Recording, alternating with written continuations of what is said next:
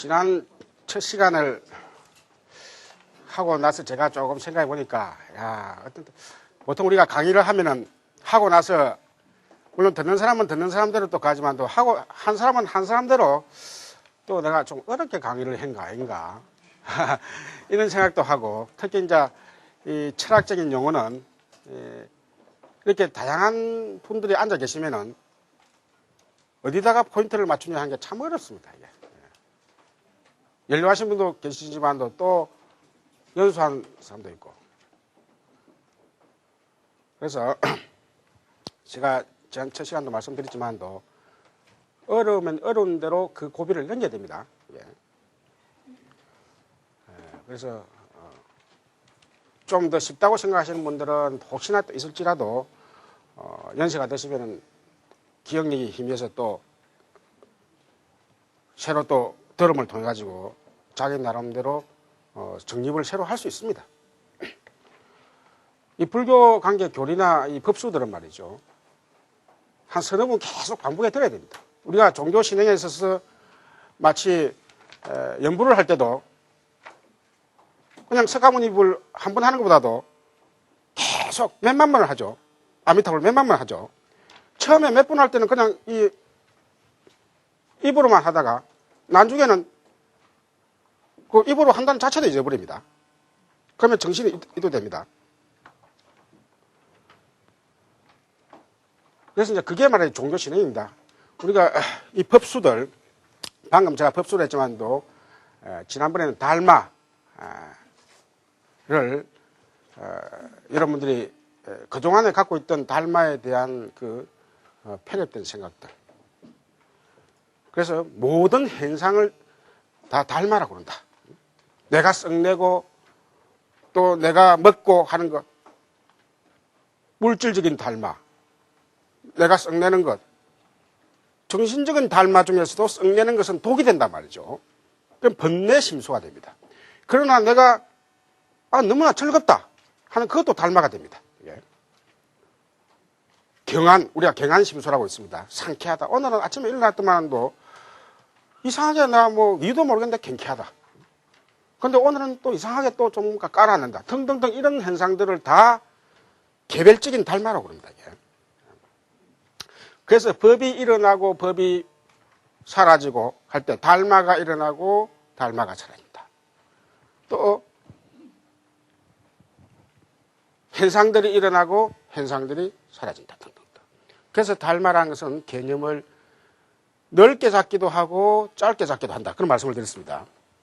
그래서 우리가 경설상에서는, 경설은 게 이제 암경전, 경설상에서는 달마가 가장 부처님의 말씀을 달마라 해가지고 법문, 오늘날 우리가 법문할 때 달마 빠라야야라고 합니다. 법문. 진리에 들어가는 하나의 그 문. 그래서 사실 우리가 보통 법문을 할 때는 이렇게 어떤 논제를 정해가지고 오늘은 고에 대해서 설법을 한다.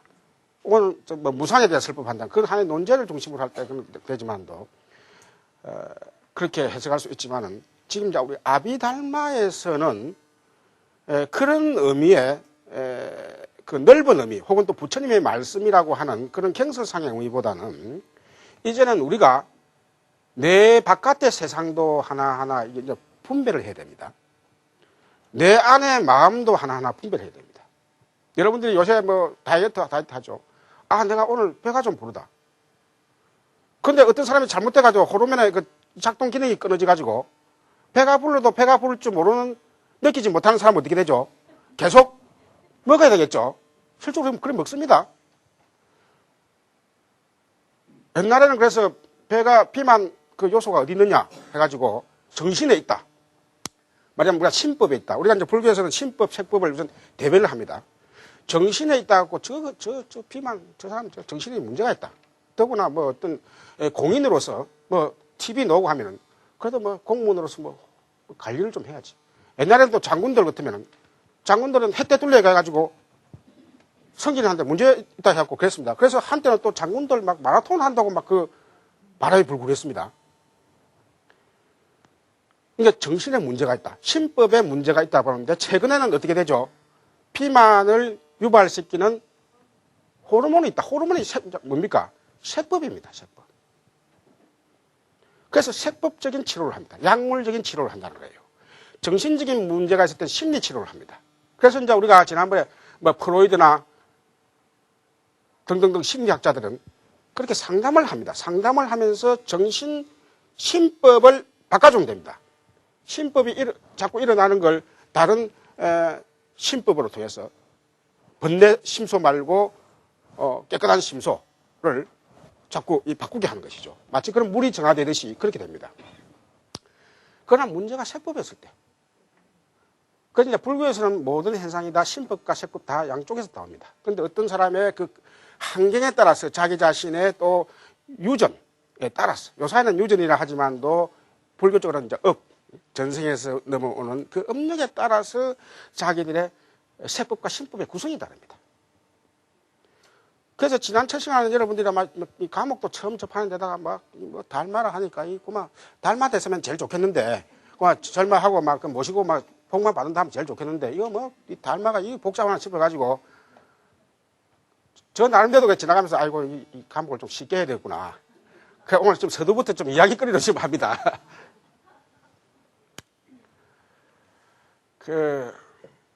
사실 불교라는 것은 기본적으로 지난번도 말씀드렸지만도 자치하는 겁니다.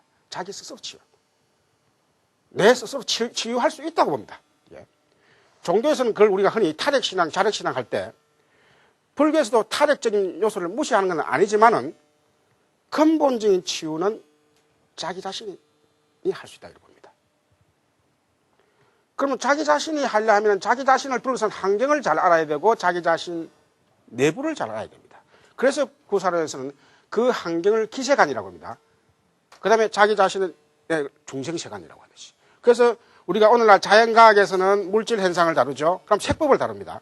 자연과학에서는 심리학을 안 다룹니다. 최근에 이제 초심리학이니 이런 분야, 아까 정신과니 이런 의사에서도 이제 경우에도 이제 세법과 신법을 같이 갑니다. 심리 치료를 함과 동시에 약물 치료를 같이 합니다. 이게.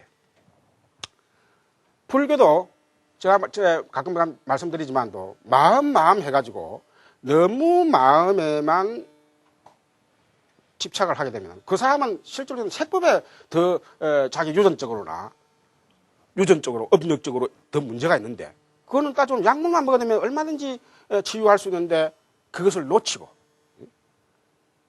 내 마음이 문제가 있다고 그럼 더 이 차폐증에 빠져버립니다.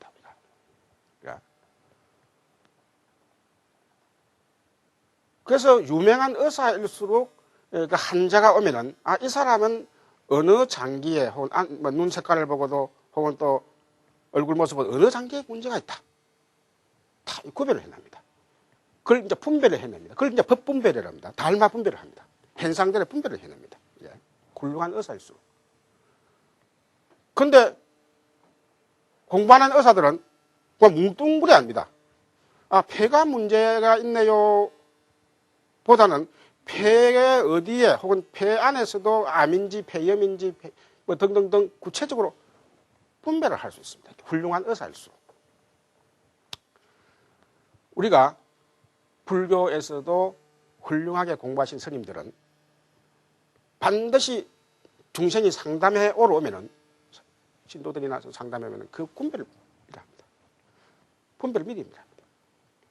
남녀 젊은 사람이 왔을 때는 젊은 사람에 맞는 그 사랑에 대한 이야기를 해주고, 남하는 사람은 남하는 사람대로 또 사랑에 대한 이야기를 해줍니다. 그런데 통틀어 가지고 두리뭉실하게 사랑은 다 헛것이요. 이 전라도 말이고, 경상도는 사랑은 별거 아니다. 경상도 말 아닙니까? 이런 식으로 뭉뚱그려 이야기해버립니다. 그러면 젊은 사람은 젊은 사람대로 또 고개를 끄덕하면 또 해야만 되는 거예요. 그 절 분위기가. 이러다 보면은 두리뭉실하게만 지납니다. 아마 그 절에 오다 보니까 좀 자연 환경도 좋고, 그래서 마음은 조금 식혀갔다는 그런 기분입니다. 근데 저는 이 불교를 공부하면서 불교만큼 개별적으로 상담 심리하는 그런 구조가 없다. 그렇게 느꼈어요. 실질적으로 좀 저뿐만 아니라 불교를 오래 하면 오래 할수록 그런 상담적인, 그래서 우리가 불교를 방편 종교, 방편불교를 합니다. 방편이란 말은 다른 종교에서도 물론 일부 쓰지만은 방편은 불교의 요체입니다, 이게. 그래서 가장 방편을 요체 중에서 더 요체로 엮는 그 종단이 있습니다. 밀교 관계 그 주법 성달.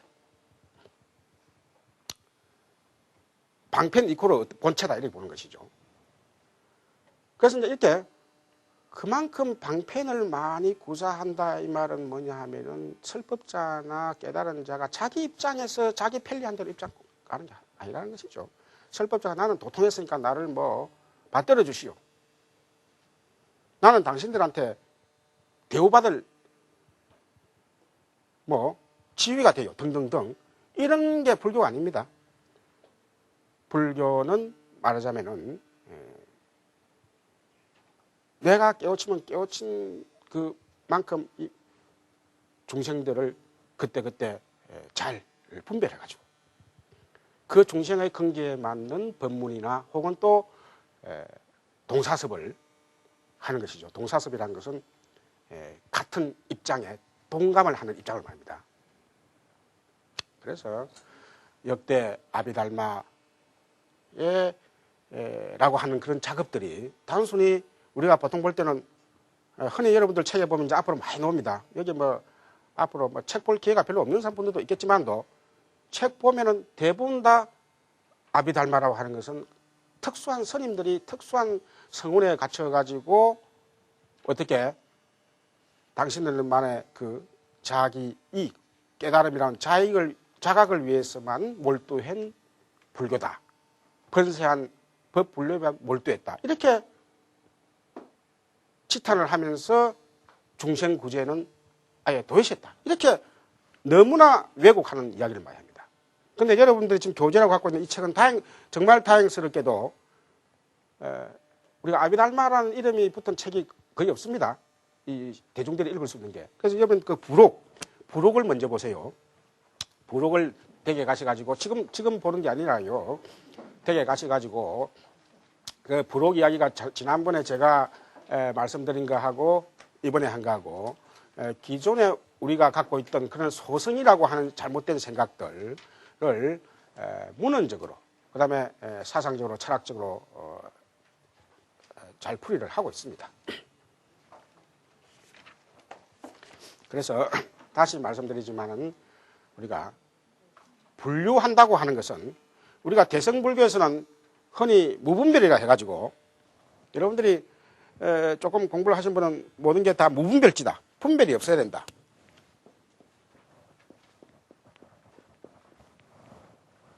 우리가 일상적인 용어로서는 자녀들이 적어도 미성년이 아니다 할 때는 이 분별력을 따집니다. 미성년자일 경우에는 분별력이 없기 때문에 그에 대해서 처벌을 하는 데 있어서 상당히 감해집니다. 더 어리면은 부모의 보호 책임을 더 가지죠. 그래서 우리가 일상생활에서는 분별력이 있으라 흔히 써빈다. 그런데 우리가 불교에 뭐 조금 대성교학적으로 좀 넘어가면은 반야계통이나 또 유식계통이 넘어가면은 무분별지라는 말이 있습니다. 무분별지. 앞에 무자가 붙어가지고 부처님의 지혜라는 것은 결국 불지라고 하는 것은 불지. 무분별지다. 여기서 보면 분별이라는 게 부정적으로 나옵니다. 부정적으로 나와요. 분별해서는 안 되겠네요. 그러니까 요 사이 쓰는 그 분별이란 말하고 혼동이 됩니다, 이게. 더구나 아비달마에서도 또 법분별 이렇게 나오니까 또 혼동이 됩니다. 그래서 불지로서의 무분별지 할 때 이때는 부정적일 수밖에 없는 게 이때의 분별은 말 그대로 주관과 객관이 분리되어 있다 보는 거예요. 나와 대상이 나와 바깥 세상이 분리되어 있다 보는 것을 분별이라 합니다. 혹은 또 내와 나가 분리되어 있다 보는 것이 분별이기 때문에 그건 부정적이죠. 그러나 지금 아비달마에서는 적극적인 의미의 분별이라고 하는 것은 내와 내가 말 그대로 분리되어 있지 않다는 것을 정확하게 알기 위해서 방편으로 분리하는 겁니다. 이걸 정확히 하셔야 됩니다. 내가 근원적으로 보면 내가 나가 분리되어 있지 않다고 보는 것이 우리가 불지견입니다. 그러나 중생들은 지난 생에서부터 그 업력을 타고나기 때문에 내 걸 챙기려고 하는 것이 중생들입니다. 내 가족은 내 울타리로 볼 수 있지만 내 가족 사이에서도 또 분별을 합니다. 그래서 불교에서는 우리가 부처님의 그 깨우침의 견지에서 볼 때는 내 가족이 한 몸일 뿐만 아니라 일체 중생이 다 한 몸이라고 하는 것을 깨닫기 위해서는 물론 당연히 자정도 하고 자선도 하고 혹은 또 아미타불 염송도 하고 등등등을 통해서 선정을 통해서도 할 수 있지만은 이 분별력을 강화시키면서 그것을 극복할 수 있다 이렇게 봅니다. 그래서 그때를 무루 분별이랍니다. 바로 유루 얽매여 가지고 분별하는 거하고 그래서 이제 우리가 분별력을 이제 크게 부정적인 의미의 분별과 긍정적인 의미의 분별 이렇게 나눠야 됩니다. 그래서 결국은 아비달마라고 하는 것은 무루 이 루자라고 하는 것은 번뇌 루자입니다. 흐를 루자 해가지고 우리가 누설 비밀이 누설한다 이런 표현을 쓰죠. 이 비우자 이래 써갖고 챈다. 그래서 유루 하면 번뇌가 샌다. 내가 감각기관을 잘 조절하지 못해가지고 마치 우리가 수도꼭지 나사가 가면 물이 새듯이 샌다는 것이죠. 그에 대해서 상대적으로 무루입니다. 무루. 그래서 결국은 무루의 지혜를 개발하는데 아비달마의 목적이 있다는 것이죠. 이걸 잘못 해석하면 유루 여기만 포인트 맞춰가지고 결국 뭐냐면 아비달마는 유루 분별을 퇴치하기 위해서 분별을 한다는 거예요. 우리가 흔히 좀 멍청한 사람을 상황도 모르고 할 때는 사오정이라는 표현을 씁니다. 사오정은 그 분별을 잘 못하는 거예요. 혹은 또 조금 심하면 똥오줌도 가리지 못한다 이렇게 했거든요. 결국 뭐냐면 이걸 분별해야만이 그 사람이 결국은 고통을 안 당합니다. 고통 안 당하면 남으로부터 욕도 안 당하는 것이죠. 우리가 이 분별을 왜 합니까? 이렇게 물을 수도 있죠. 의사가 왜 병을 그렇게 미주알, 코주알 나눕니까? 할 수 있죠. 그거는 결국 의사는 육신의 병으로부터 해방시키기 위해서 그렇게 연구를 하는 것이지 그게 궁극적으로 자기를 위해서는 아닙니다. 물론 이제 우리가 월급을 자기가 생활 방편으로서 한다고 하지만도 의사로서의 기본적인 사명감은 그 성취감이라는 것은 내가 의사로서 월급을 많이 받는다는 데 있는 것이 아니라 정말 내가 이렇게 분별을 잘해가지고 딱 적효약을 딱 투여를 했을 때 그 환자가 나았을 때 혹은 죽어가는 사람이 살아났을 때 그 병고와 사고로부터 그 사람을 해방시켰을 때 정말 희열감을 느낀다고 그러죠.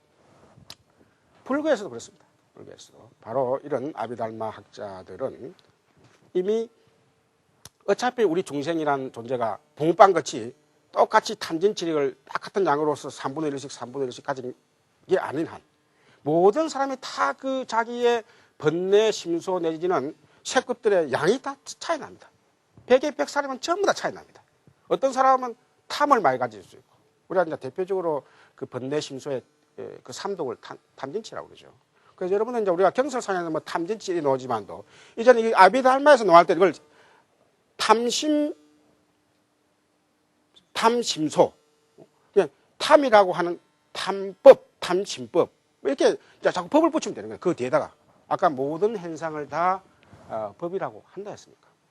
그래서 이런 3분의 1씩 다 갖고 있는 게 아닙니다. 그래서 어떤 사람한테는 날 때부터 사실 욕심이 없는 사람이 많습니다. 어떤 사람은 날 때부터 또 지혜로운 사람이 많습니다. 또 어떤 사람은 날 때부터 성이 많은 사람이 있습니다. 성이 많아갖고 뭐 하루에도 12번 더 성된다는 말이죠. 근데 그런 사람들, 탐심이 없는 사람들이 또 보면 성을 또 잘 내고 잘 내요. 그게 불교에서는 이것을 퇴치하는 방법으로서 우리가 흔히 자선할 때는 성내지 마시오, 욕심내지 마시오, 전부 다 마시오만 다 붙입니다. 그러면서 앉아 있으면서 마음을 집중하고 뭔가 또 조금 갈 때는 가난한 이유로는 뭐 하도를 들면은 뭐 다 탐심, 진심, 그 삼독심을 다 뺄 수 있다 하지만은 사실 그 막연한 이야기입니다. 부모가 자식에게 니 뭐 하지 마라, 니 착한 일 하고 나쁜 짓 하지 마라고 하기는 쉽지만은,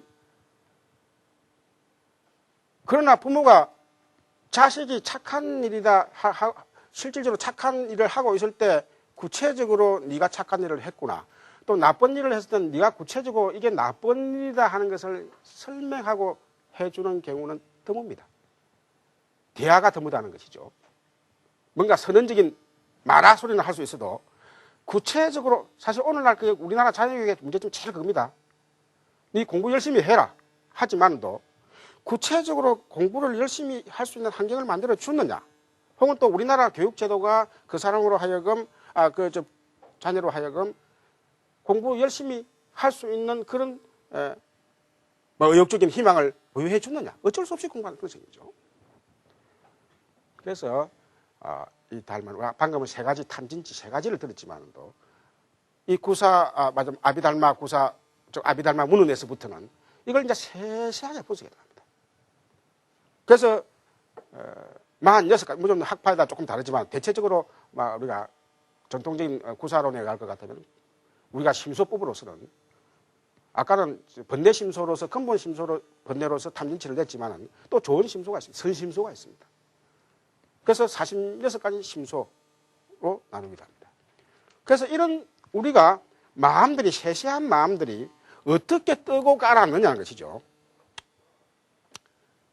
성이 났을 때 나는 성을 내지 말아야 된다 하지만도 이 성이 나는 구조를 파악하게 되면 나름대로 퇴치를 할 수 있습니다.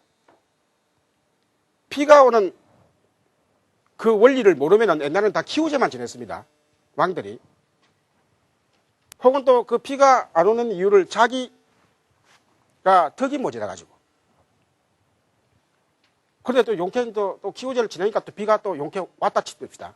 물론 기우제를 지내는데 비가 올 확률과 비가 오지 않을 확률이 가장 간단한 척 반반이라 합시다.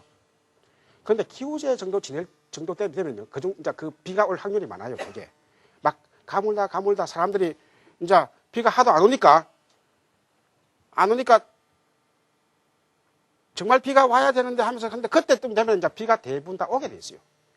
그래서 비가 오면 와요, 딱 이거는 진짜 내 그 영음이 맞아 떨어져 갔다 하면서 거기다가 어떤 인간의 기륭하복을 갖다 붙이는 것이죠. 그런데 오늘날 그렇죠. 오늘날 누가 기우제 지난 사람 이제는 뭐 거의 선진사에서는 거의 없습니다. 비가 오는 이유, 번뇌가 나한테 들어오는 이유, 비가 오는 그 구조를 합니다. 비가 오는 구조를 하기 때문에 비가 안 왔을 경우도 이제 우리가 비를 오게 하는 방법을 있습니다. 우리에게 지혜가 들어오지 않을 때 그 지혜를 들어오게 하는 방법, 비가 안 왔을 때 어떤 과학적인 장치를 통해 가지고 비가 오게 할 수도 있습니다. 그래서 우리가 이런 단순히 종교 행위를 하면서, 물론 우리가 불교가 종교로서는 기본적으로 큰 덕목을 뺄 수는 없죠. 그래서 정말 자기가 무엇을 원한다 할 때, 아까 비가 오게 하는 것도 비가 오기를 원하는 것이죠. 무엇을 원할 때 그 원하는 방법을 잘 구사를 해야 됩니다. 그렇지 않으면 성취가 될 수 없는데 성취가 될 수 있는데 그걸 끝까지 성취하기를 바라는, 어떻게 보면은 도리어 그것 때문에 자기에게 번뇌를, 제2차 번뇌, 3차 번뇌를 가져오게 할 수 있습니다. 예.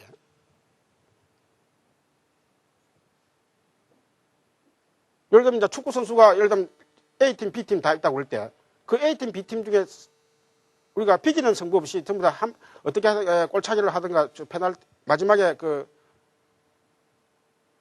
골차기를 하든가 해가지고 승부를 가려야 된다 할 때 두 팀이 다 이길 수 없습니다. 근데 두 팀이 다 이기도록 축원이나 기도를 한다 할 때 그건 불가능합니다. 두 팀이 다 이기도록 할 때.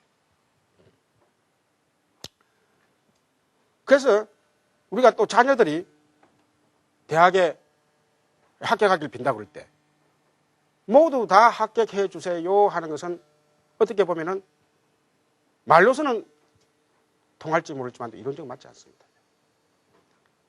내 자녀가 그래서 시험을 칠 때도 정말 그동안에 알고 있는 것을 실수하지 않도록 해주십시오. 이게 상당히 현실성이 있습니다. 왜냐하면 대체적으로 보면 알고 있는 것을 실수하는 경우가 많아요. 정신이 혼란스럽다, 긴장을 한다 해가지고. 등등등 우리가 기도를 하는 방법도 혹은 축원을 하는 방법도 그 성취될 수 있는 그다고 하는 그 궁극점까지도 예상을 해야 됩니다. 그래서 이 아비달마에서는 그런 점들, 우리가 현실 생활에서 그동안 막연하게 마음이 뭐다, 물질이 뭐다. 물질은 어느 정도 우리가 아는 것 같지만도 더구나 마음이라는 것은 내가 알 것 같기도 하고 모를 것 같기도 하다. 그래서 어떤 불교의 학파나 문헌 종파보다도 이 아비달마가 그런 부분을 처음으로 정립을 시켰다. 이렇게 볼 수 있습니다. 그래서 여러분들이 이제 아비달마 보면은 뭐 학파 불교의 시초다, 시초다, 혹은 불교 철학의 시초다 이런 표현을 등등등 놓습니다. 그래서 경설상으로는 부처님께서 어떤 철학적인 이야기보다는 방편을 통해서 그로부터 벗어나는 방법을 그때 그 시기에 따라 설법을 했다고 할 것 같으면은 아비달마라고 하는 것은 그런 시기나 그 사람의 대상을 다 아울러 묶어서 하나의 이론의 체계를 만들었다. 그래서 누구에게나 통할 수 있는, 그러니까 보편성을 띠게 되는 것이죠. 누구에게나 통할 수 있는. 그래서 이 아비달마학을 하게 되면 그래서 이제 응용을 할 수 있습니다. 내가 비록 부처님의 지위까지는 못 가지만은 이걸 학문적인 설명을 통해 가지고 마치 심리학자들이 갓 들어온 심리학도가 기존에 있던 여러 분류법을 보고 그 분류법에 익숙하면은 자기가 그 선대들이 했던 고생을 다 하지 않고도 병들을 치유할 수 있듯이 더구나 이 아비달마학은 결국은 그동안은 내가 참 스스로 치유할 수 있다고 하는 말은 들었지만은 어떤 원리로서 나를 치유하는가 하는 것을 여러분 들어본 적이 거의 없을 거예요. 그냥 가면 여러분들이 주인입니다, 여러분들이 부처님입니다 이런 이야기는 많이 들어도, 그리고 또 부처님께 예경을 하고 계속 그 예법을 하든가 연부를 하면은 스스로 맑아집니다는 이야기는 들어도 그 원리적인 이야기를 들어본 적은 없을 거예요. 그래서 불교는 어떤 종교보다도 이런 원리를 설명할 수 있는 구조를 갖고 있습니다. 그래서 이 설명하는 구조가 역시 아비달마입니다. 그래서 우리가 모든 불교학 할 때는 그건 전부 다 아비달마라고 할 수 있어요. 대승불교든 초기 불교든 부파 불교든. 현대적으로 풀이한다. 예를 들면 기존에 없던 용어들, 요사이 같으면 뭐 생명공학이나 혹은 또 사행제도 등등 국가가 정립되고 나서 생기는 이런 문제들 등등은 초기 경전에 없습니다. 시대가 까마득한 전이기 때문에. 그럼 이걸 어떻게 응용해야 되느냐. 현대에 맞게 새로 등장한 도구들. 앞으로는 우리가 생명공학에 발전해가지고 사람도 육체도 갈아 끼울 수 있지만도 정신도 이렇게 뇌 수술에 해가지고 일부 대체될 수가 있습니다. 그런 경우에 자아 정체성의 문제 등등 불교가 현대적으로 미래적으로 적응하고 해석해 나가려 하면은 바로 불교의 철학의 체계를 알아야 된다는 것이죠. 그래서 여러분들이 이 아비달 어떤 과목보다도 이런데 아마 뭐 다른 대학에서도 들으신 분도 많을 거예요. 있고 하지만도 실제로 이 아비달마는 물론 이제 우리가 초기 경전이라는 제목으로 통해서 암경영을 통해서 어느 정도도 알려져 있습니다. 말을 아비달마라 안 붙여서 그렇지. 부처님의 경서를 연기법이니 사성전이 이렇게 풀이하면은 그것은 아비달마입니다. 그래서 우리가 12처, 여러분들도 아마 조금 불교 지식이 있으신 분은 12처설이란가 혹은 또 오온설 등등 들었죠. 이게 아비달마의 가장 초기 기초법문, 근본 법문입니다. 이게 오온설. 오온이라는 게 나눴죠. 5가지로. 12처는 12가지로 나눴죠. 이게 이제 이 나누는 게 다 아비달마 불식입니다. 그래서 단지 이제 아비달마에서는 이 5가지, 12가지를 좀 더 세분합니다. 세상이 자꾸 진전되면 진전될수록 새로운 정신현상이 막 일어납니다. 우리가. 옛날에는 마치 법조문 몇 개 가지고 그 세상을 다 규제했지만은 이제는 세상이 변하면 별 희한한 법들이 다 있어야 됩니다. 빠져나가는 그런 사람들이 있기 때문에 우리가 정신현상도 사회가 발전하면 발전 번뇌 덩어리들이 문화권마다 다 달라요. 우리가. 그 문화권마다 다른 그 번뇌 덩어리를 또 역시 달마라고 하는 그 개념으로서 대상화시켜서 그것을 퇴치해야 되는 거예요. 이게. 그것은 마치 우리가 새로운 병이 일어나면은 의사들이 그것을 집중 연구해가지고 병을 퇴치하는 원리와 똑같습니다. 그래서 이것은 바로 우리가 결국은 불교는 스스로 자치할 수 있다고 하는 그런 정신을 이론적으로 떠받쳐 주는 것이다. 아비달마라는 것이. 자, 그래서 이제 지난 시간, 이번 시간 아비달마 소리 이제 벌써 100분 이상 들었죠. 그래서 이제 기회는 이제 어느 정도 익숙했을 겁니다. 자, 그런데 책에 보면 아비달마란 무엇인가 해서 1장 그걸 놓습니다. 1장 나와가지고 21페이지 한번 펴보세요. 21페이지 보면은 거기에 이제 어려운 말들이 있습니다. 이제 보통 전문 용어들은 가로 해가지고 산스크리트 용어를 쓰거나 혹은 한문으로 막 그렇게 표현되어 있습니다. 그래서 거기는 이제 경과 논에 대해서 결국 그 성문제자들이라는 표현이 나옵니다. 이 성문제자라는 것은 부처님 말씀을 직접 들은 제자 혹은 또 부처님 열반하시고 나서는 부처님께서 직접 설하신 경전이 암경전에 근거를 해가지고 신행하시는 그런 분들을 다 성문제자랍니다. 성문성, 전문 용어는 성문성이라고 합니다. 우리나라 같은 경우는 예를 들면 이제 반야신경이나 금강경 위주로 많이 하다 보니까 금강경도 부처님 경전인데 성문성이라 하면 안 됩니까? 이렇게 묻습니다. 그러나 이거는 여러분 처음 참가하시는 분한테는 조금 혹시 혼동이 일어나기 쉽지만은 금강경을 위시한 대성경전들은 부처님 당시에 부처님께서 직설하신 경전이 아닙니다. 근본적인 뜻을 이으면서 그 시대에 일부 불교인들이 용어를 새롭게 구사한 거예요. 그러면서 반야라고 하는 그 용어를 중점적으로 띄운 겁니다. 복잡한 그 법 분류보다는 법 분류도 좋지만은도 반야, 이게 이제 무분별, 이 반야에 해당되는 것이 바로 이 무분별지입니다. 무분별이란 말이나 물론 이제 이 범어 용어로서는 차이가 있지만은 이 깔바라고 하는 비깔바라고 하는 분별이 있습니다. 그러나 그다 앞자를 붙이면 그 부정이 됩니다. 무분별입니다. 그게 반야라고 하는 용어는 다 똑같습니다. 우리가 공사상을 대변하는 그 공 혹은 반야, 뽀라기아라고 역시 이것도 범어로서 뽀라기아죠. 이것도 역시 이 접두가 이 청정한 때묻지 않은 이만 반자라는 게 청정한 때묻지 않은 이 뜻이에요. 야자 이게 지혜란 말입니다. 청정한 때묻지 않은 지니까 반야라는 의미나 무분별지랑 똑같습니다. 이게. 그래서 아비달마도 역시 여러분 몇 장 읽어보면은 무루해 무분별지를 개발하는데 아비달마 목적이 있다.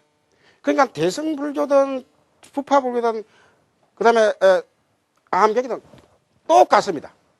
이걸 이제 우리가 그동안에 중국을 위시해가지고 잘못돼가지고 그 일부 대승의 그 논사들이나 그 문헌에 너무 그걸 통해서 집착하다 보니까 막 그것만 하면 다 도통한다 이래가지고 하다 보니까 앞에 뭐 그저 반야 계통 경전 일어나기 전에는 그것은 뭐 유치원생들이 하는 거지 우리 지금도 막 이제 고등학교 출신들은 이제 다 안 봐도 된다 이렇게 생각하는 거예요.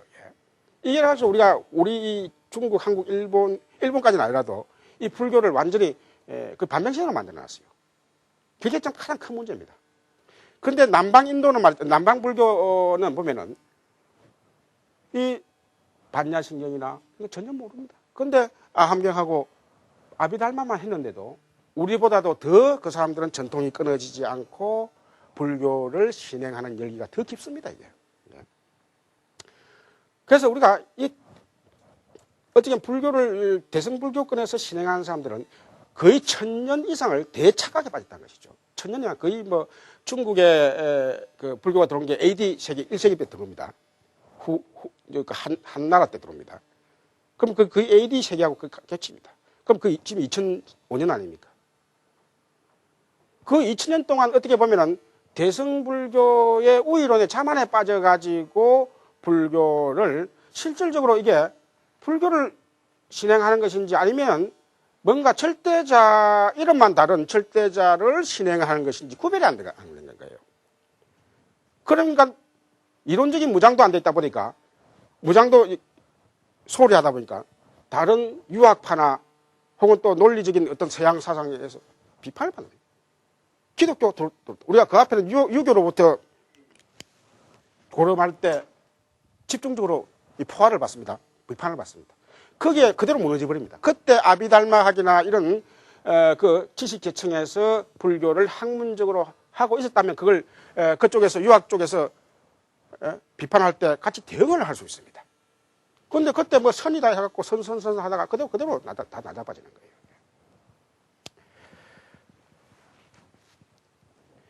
그래서 이런 반야 계통이 있지만은 실질적으로는 다 아비달마와 근원적으로 다 통한다. 저도 그래서 인도 제가 유학하고 갔다 와서는 이 한국으로 전해지는 대승불교와 그 다음에 북방불교와 남방으로 전해지는 남방불교는 하나도 우위에 젖을 필요 없다. 이 두 개를 어떻게 묶느냐 하는 것이 제 하는 과제입니다. 과제뿐만 아니라 그렇게 해오고 있어요. 자, 그래서 그 보면 아비달마 논장, 그래서 아까 성문제자라는 표현입니다. 그 다음에 요 밑에 보면은 역시 그 가로 해가지고 전문용어 논모, 본모, 이 마뜨리까인 게 이 마뜨리한 게 어머니 말입니다. 논모라고 번역을 논모라고 표현할 정도로 논의를 하는 데 있어서 이게 어머니와 같다는 것이죠. 우리가 어머니라고 하면은 돼지와 비유를 하듯이 모든 생명체의 하나의 근거라고 볼 수 있습니다. 이 아비달마의 이런 법수 개념들이 바로 논모라고 표현했다는 것이죠. 마트리카라고 표현했다는 것이죠. 이것을 알아야만이 비로소 우리가 불교를 이해할 수 있고 남에게 설법을 할 수 있습니다. 설법이 맥히면은 그 불교는 사라지게 돼 있어요. 중국이나 한국 다 역사적으로 전개되는 거 보면 설법에서 약하면은 종교가 돼야 됩니다. 우리가 최근에 기독교 200년 전에 들어왔죠. 설법 가지고 다 그거예요. 이게 다 불교 방법입니다. 원래 불교가 인도에서 일어날 때 힌두 신앙을 위시한 그런 힌두 문화들은 설법 위주가 아닙니다. 말하자면 이거는 우파니샤드라 해가지고 채식 브라마나 그 채식의 순서대로 제사 지내고 우리 지금 불교 제사 지내죠. 그 다음에 우파니샤드를 해갖고 비밀스럽게 스승과 제자로 비밀스럽게 법을 전하는 방법입니다. 우파니샤드라는 게 서로 가까이 앉는단 말이에요. 가까이 모신다는 말이에요. 그럼 우리가 오늘날 선사들 해가지고 가까이 모시면서 야, 니한테만 살짝 줄게. 법을 니한테만 살짝 줄게 하면 흥분되겠죠. 그러면서 법이 또 어디로 내려갔나 하면서 그거 싸웁니다. 부처님 법은 누구 한 사람한테 그 장자상속하듯이 그렇게 주는 게 아니에요. 이 지금 우리나라 이 선뿐만 아니라 중국부터 해갖고 전부 다 우려에 빠져 있습니다. 저는 이 강의를 하기 위해서 어쩔 수 없이 그런 걸 또 뭐 책을 보고 해야 되지만도 실질적으로 불교란 것은 어떤 선으로 내려온 게 그 불교가 아닙니다. 부처님께서는 열반하시고 나서 그 법을 마치 빛과 같이 품었었던 거예요. 또 하늘에 비와 같이 내렸었던 것이에요. 그래서 그 비를 맞고 자라는 사람은, 자라는 식물들은 그가 취향에 맞게 얼마든지 커가지고 빨간 꽃, 파란 꽃, 혹은 초목들, 풀이든 나무든 지 양껏 흡수하고 최대한 큽니다. 이제 인연이 닿으면 인연 닿는 대로 다 크면은 그거는 불법을 은혜를 받은 겁니다. 이게 누가 부처님께서 내가 니한테 내렸다. 우리가 흔히 선사들 가듯이 인가하듯이 나는 니한테 내렸다. 이거 얼마나 팽팽한 줄 알았어요? 물론 일부 받은 사람한테는 자긍심도 주고 또 그것이 어떤 수행에 앞으로 설법에 하는 데 있어서도 상당한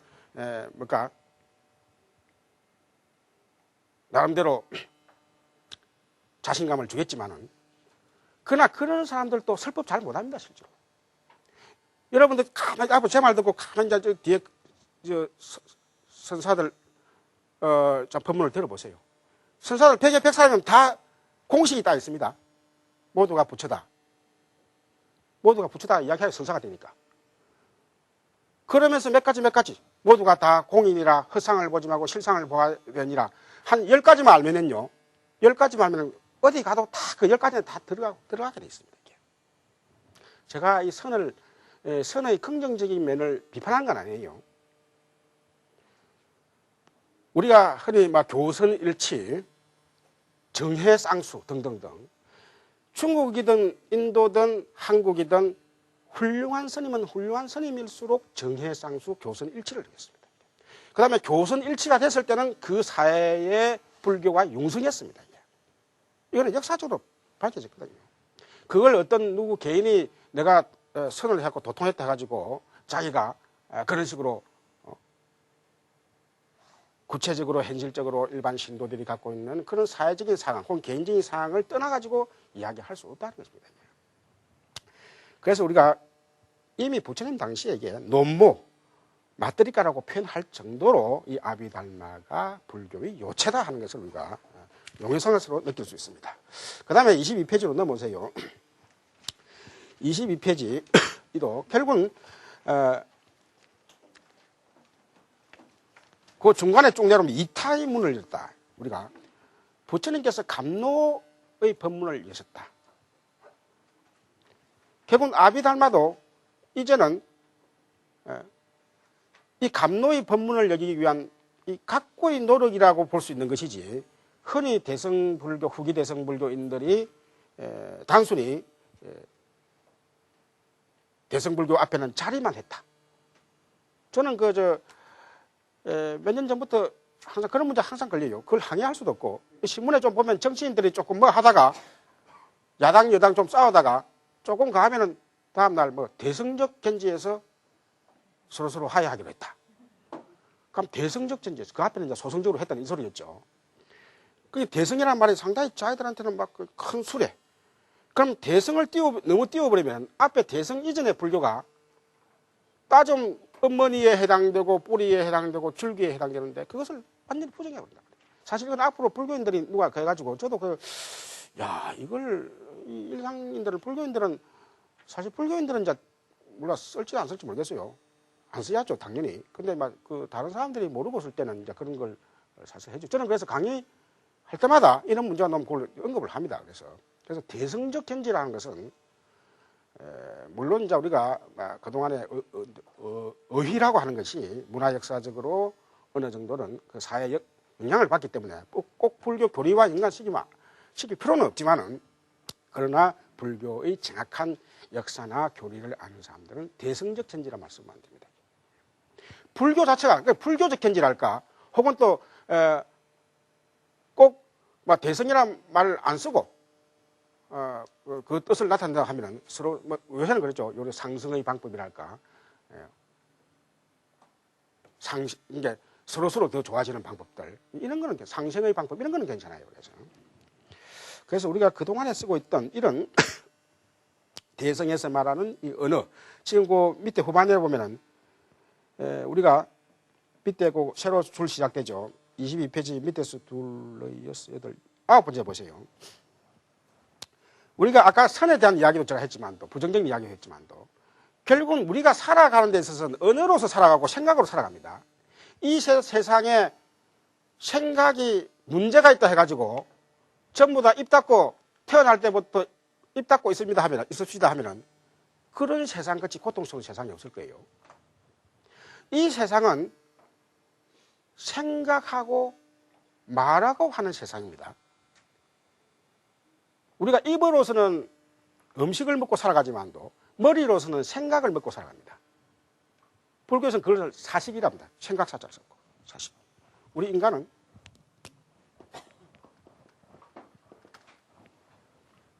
생각으로서 우리가 오늘날 그렇죠. 희망이라는 생각. 희망이 암만 그 물자가 풍부해도 희망이 없으면 어떻게 살아갑니까? 내 인생이라는 것은 너무나 쳇바퀴 돌듯 아침에 일어나가지고 등등등 하다가 이렇게 하는데 뭔가 희망이 없으면 내가 어떤 의로 살아간다. 이런 생각을 들어들 할 겁니다.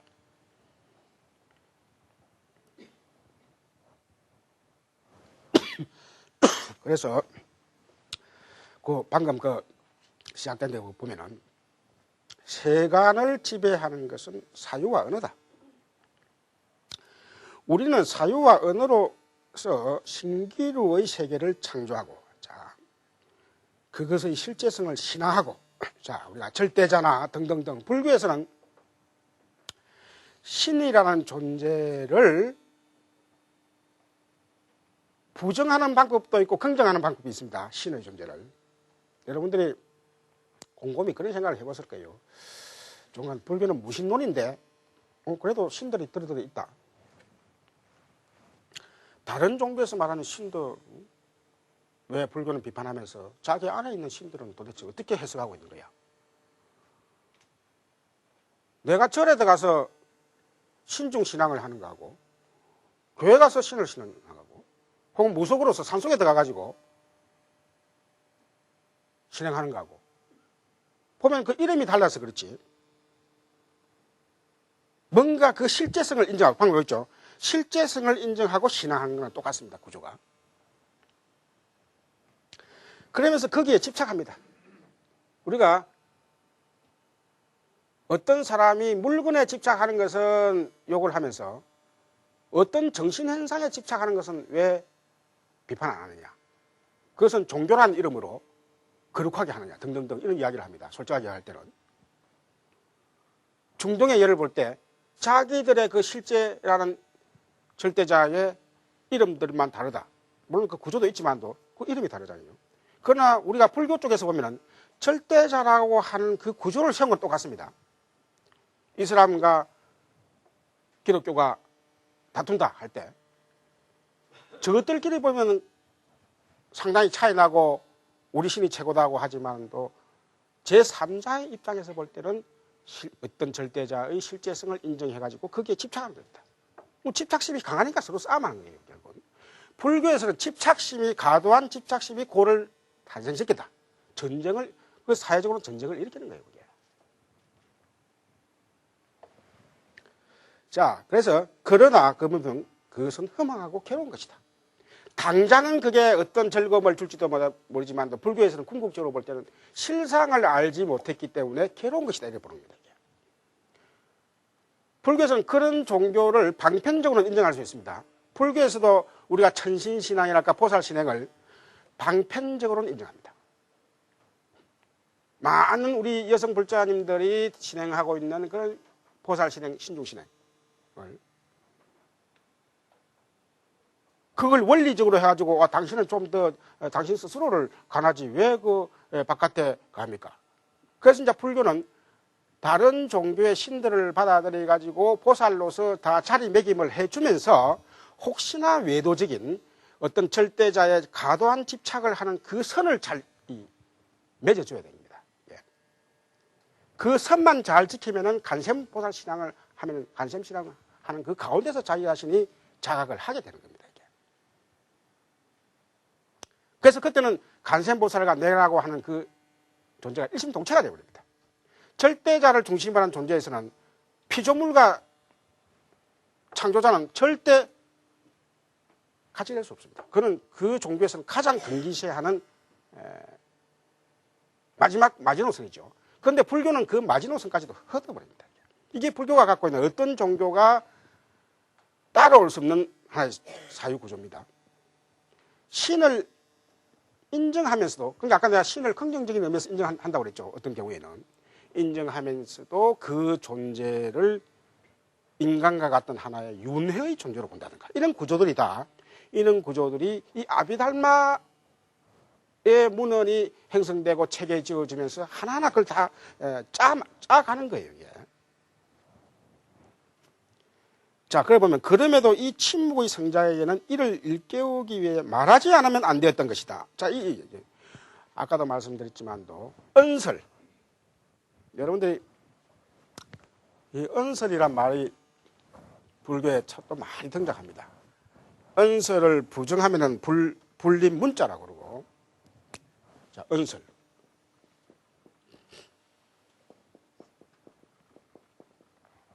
언설. 우리말로 말이죠.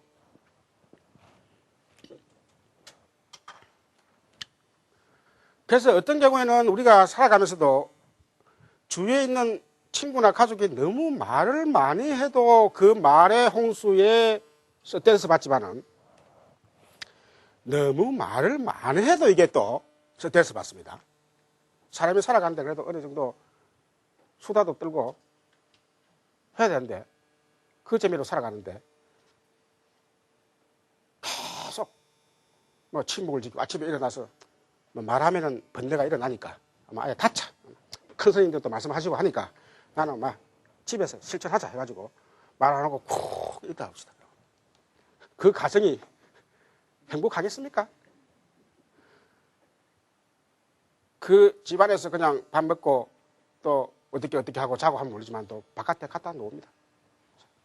행정안에 다 바깥에 나갈 때 똑같은 장소 가는 게 아니고 다 다른 장소 갖다 놓습니다. 다른 같은 장소 놓으면 뭔가 또 생각도 틀리고 다 합니다. 같이 뭔가 말을 해야 될 경우도 있습니다. 이 세상에 한 게 암만 가족이 말한다 해도 당장 뭐 출가를 한다든가 결혼을 한다든가 혹은 집을 이사를 한다 할 때 합의를 봐야 됩니다. 등등등 말을 하지 않으면 안 될 때가 있습니다.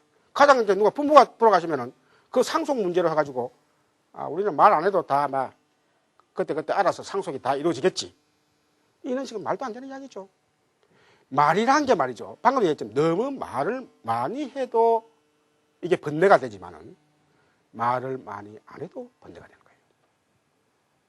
그래서 이제 선도리에서는 우리가 막 꼭 선도리라고 하지만 우리가 우리가 개정회, 불교의 세 분야를 우리가 흔히 개정회라고 합니다. 전통적인 불교법으로 불교를 개학, 정학, 이제 이 선정에 해당되죠. 이 개라고 하는 것은 개인적으로 볼 때는 자기의 지켜야 될 덕목이고, 그 다음에 단체적으로 볼 때는 그 교단과 함께 있으면서 그때는 이제 율까지 들어갑니다. 계율이라고 하죠. 이게 계율. 개정해. 자, 이걸 삼학이라는 거예요. 개정해. 왜 불교에서 전통적으로 개정해라 했느냐죠. 개항, 정향, 해항이라고 합니다. 이게. 만일에 우리가 선도리가 최고고 아비달마 필요 없고 말이 필요 없다 할 거다면 요거서 끝나야 됩니다. 요거서 끝나야 돼. 개정했고 바쁜 세상에 뭐 해양까지 할 필요 없어요. 그런데 반드시 들어가면서 이것을 더 크게 칩니다. 해를. 그래서 정해쌍수, 정마하면 정해쌍수라고 합니다.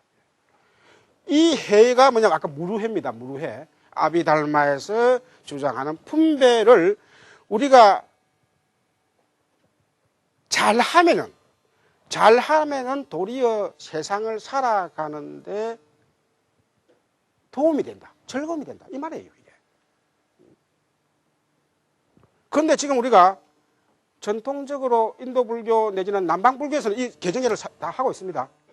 정확하게 지금도 남방 불교에서는 아비달마를 하고 있다는 이야기, 개정회를 다 하고 있다는 이야기예요.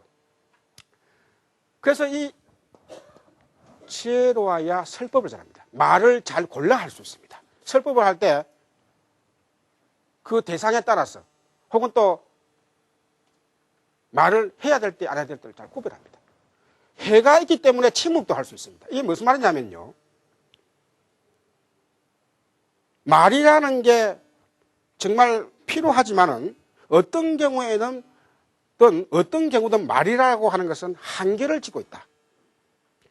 말이라는 것은 필요하지만은 말 자체에 매이면 안 된다고 하는 그 깨침을 갖고 있으면은 말을 자유자재로 조절할 수 있다는 것이죠. 그래서 말할 수 있는 사람이 침묵의 의미가 있는 거지. 처음부터 침묵하면서 말할 줄 모르는 사람은 침묵의 의미가 없습니다. 선선하면서, 저는 그랬죠. 선선하면서 몇십 년, 20년, 30년 어디 앉아 있었다. 그러면 또 어떤 분은 또 내려오시면 막 대단한 분이었어. 막 모십니다.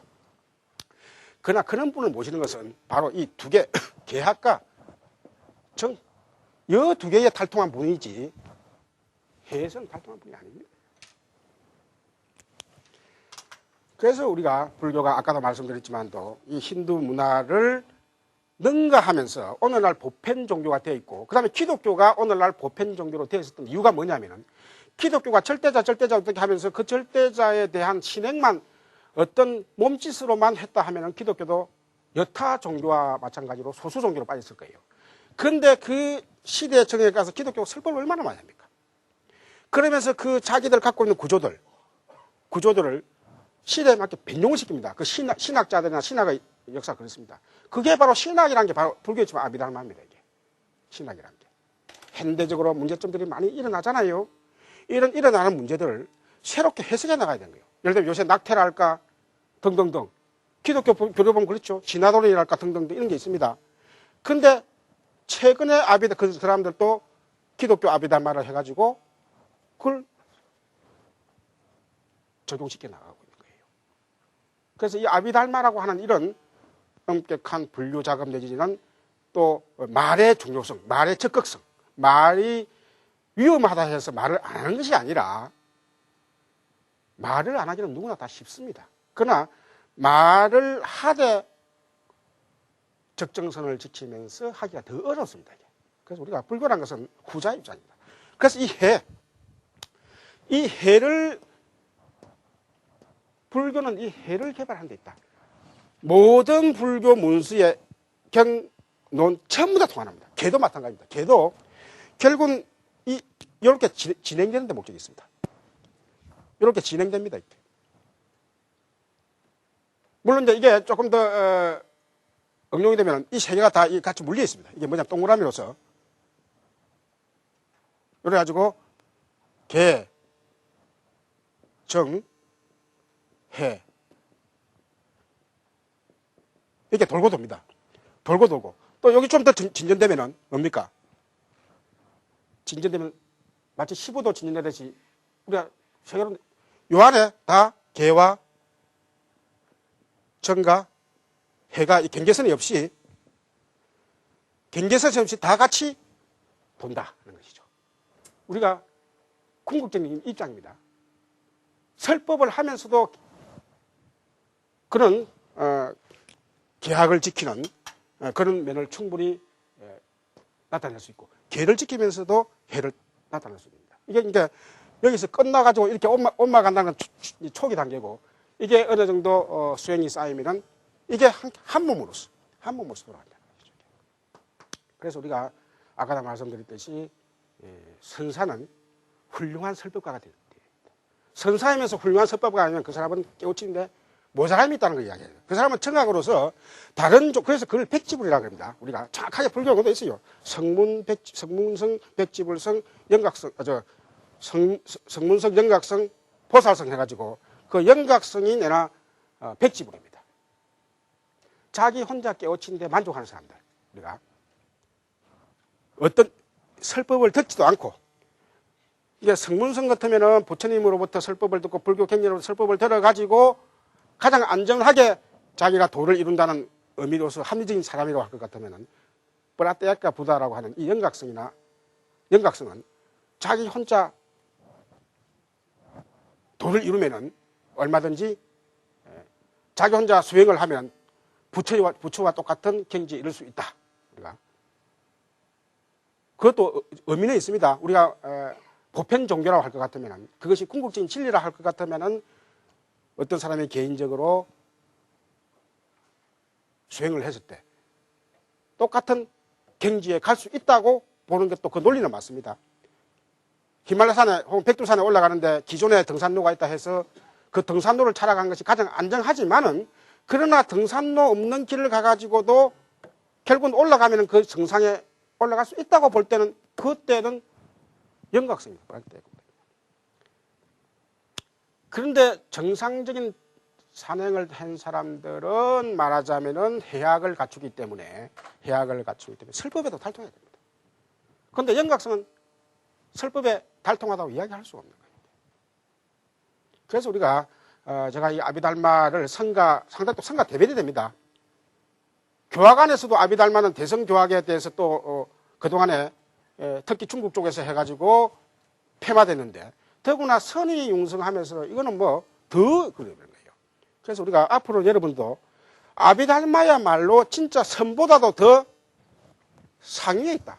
이렇게까지도 생각할 수 있는 거예요, 이게. 그래서 그것은 방금 제가 말씀드릴 때는 어떤 설법을 한다는 그런 의미도 있지만도 자기 자신을 분석하는 겁니다. 자기 자신을 미주알, 고주알 분석해가지고 우리가 이 번뇌라고 하는 것은요. 내가 기존에 있던 번뇌를 떨친다는 측면도 있지만도 가장 궁극적인 것은 앞으로 다가올 번뇌를 미리 예상을 해가지고 그 자기 자신의 몸을 만드는 데 있는 것이죠. 그래서 우리가 자칫 잘못하면 도를 이루면은 이제는 내가 지금부터 막 완전히 번뇌도 없고 도인 행세하면 되겠지 이렇게 생각하기 쉽지만 우리가 불교의 기본 이론은 번뇌라고 하는 까마득한 오랫동안 그 전생에서부터 넘어오기 때문에 그것을 딱 칼로 딱 무를 자르듯이 자를 수가 없습니다. 그러나 이치는 우리가 이러면 안 되겠구나 하는 그런 이치는 딱 그 순간에 껴질 수 있습니다. 내가 썩내서는 안 되겠다. 썩내면 결국 나한테 손해다 하는 것을 이치로는 껴줄 수 있습니다. 그러나 어떤 상에 닿으면은 성을 냅니다. 이게 이제 번뇌가 워낙 전생에서부터 넘어오는 이런 그 아집 덩어리 되는 시간이 필요합니다. 그거는 칼로 무자르지 되는 게 아니에요. 마치 우리가 경전 비유도 나오지만도 마치 그것은 아주 떼기 힘든 요새 같으면 페인트나 그 스티커 갈 때 그 스티커 못 떼죠. 그거 계속 떼내야 됩니다. 그렇지. 그 나중에 미세한 것까지 나옵니다. 그래서 우리가 번뇌도 추세 번뇌, 미세 번뇌 해가지고 그 미세한 번뇌까지 떼내려면 참 시간이 필요합니다. 그래서 우리가 보면 이 도인들도 자기들이 썩내는 것은 썩내는 게 아니고 남들이 썩내는 건 또 썩내는 게 아니고 썩내지 마라 그럽니다. 근데 도인들이 더 썩 많이 내요. 어떤 경우는. 막 그래갖고. 물론 내가 조금 오버해진지 모르지만도. 그러니까 사실 우리가 그게 이제 번뇌라는 거죠. 너무 탐진치에서. 그래서 우리가 종교라는 게 말이죠. 시간이 다 됐지만도 이 종교란 게 참 한편으로 보면은 좋은데 저는 막 그런 비유도 쓰지만도 우리가 또 막 책에도 그런 나오죠. 종교란 빛이 어떤 때 너무 밝다 보니까 그 밝은 뒷면에는 짙은 어둠이 있습니다. 그만큼 밝은 만큼 짙은 어둠이 있습니다. 종교가 어떻게 보면 인류를 위해서 자기 자신을 위해서 일어났는데 교주로 보면 저는 신흥 종교의 교주는 적어도 교주라는 이름이 있으면 그 양반은 그래도 믿을만 하다 생각합니다. 예. 그런데 후대 2대, 3대 사다가면 재산 싸움이 일어나고 문중 싸움이 일어나고 등등등 자기 법집에 빠졌어. 말 그대로 아상에 빠져가지고 내가 도인이네 하면서 말 그대로 우리가 도를 깨치고 하는 그 본래 면목을 모릅니다. 그래서 우리가 지금 말씀드린 것은 선을 부정한 거 아닙니다. 선은 분명히 우리가 개정의 사막에 있어서 3대 요소에 하나 들어가는 중요한 겁니다. 그러면 선도 반드시 해야 됩니다. 이거는 자정, 연불선, 연불. 우리가 보살님들은 허리가 아프니까 연불선 하면 됩니다. 그 다음에 또 절하면 됩니다. 그게 다 선입니다. 어떤 한 몸짓을 반복을 하면서 마음과 몸을 추스리면 그거 다 선입니다. 정이고. 그래서 우리가 앞으로는 이 개정해 이 사막을 동시에 다 아우르는 그런 사고방식과 진행행위를 해야 된다. 이렇게 생각하거든요. 그래서 그 23페이지, 오늘은 22페이지까지 한 걸로 하고 그 23페이지부터 다음 시간에 하도록 하겠습니다. 이상입니다.